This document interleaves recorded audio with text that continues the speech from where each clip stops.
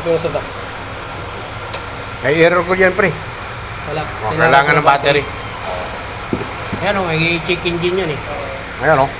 Check engine, pati ABS. Okay.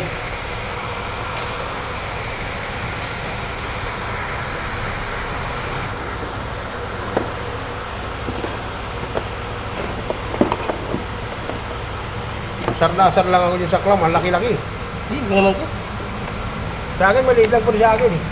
Ang kotse yan eh. Oo, battery ka. Diba? Kailangan ng battery. O yun natin.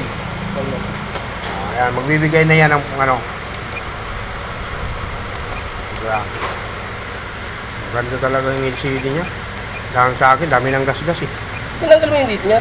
Hindi. Oo, natanggal eh. Pinaglaro. Pabilis siya pagka pag-goods yung sakit. Kilala mo sa pag-goods yung sakit. Muna i-pre yung ano, yung yan, engine. Kasi may check engine siya eh. Check engine. Enter.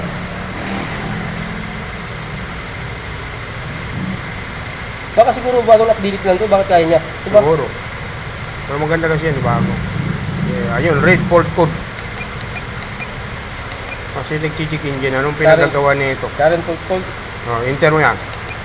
Wala, doon ka sa ano, exit ka. Diyan ka sa storage code.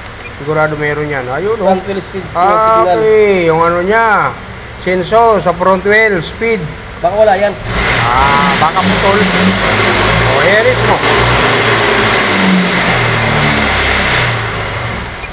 Tingnan natin kung may airis doon. Sige, airis mo. Ayun nawala na. Ayun nawala na yung error code dito. Ito pa yung isa. Punta ka naman doon sa ABS. Spot cold. Okay na.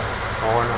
Kailangan pa siya ng battery para din na mas maganda pala gamitin ko rin to kasi napapansin ko siya doon sa Honda pag di mo ginamit yan. Kailangan mo patayin, hindi ka tulad dito. Sige, exit ka. Punta ka sa ABS dito. Sige, exit pa.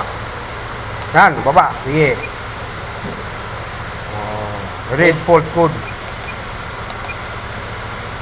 Sige, all good. Ayan, ang dami Front wheel speed 4. sensor, front wheel speed sensor filter, front Motor force control. ring.